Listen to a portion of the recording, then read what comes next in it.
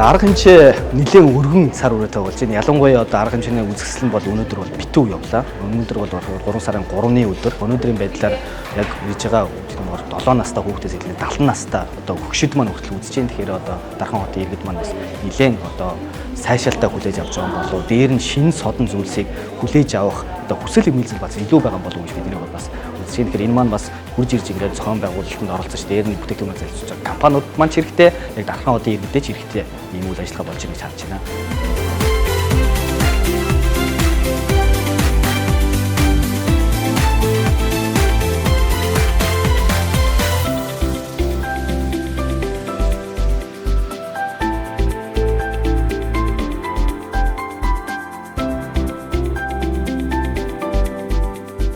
Ер нь бол яг ингээд community-гаараа буюу олуулаа нэгдээд нэг аймаг дээр ирээд тухайн аймгийг дижитал шилжилтэнд одоо бүрэн хийж чадахгүй маа гэхэд анхны алхмуудыг ингээд тавиад явах нь.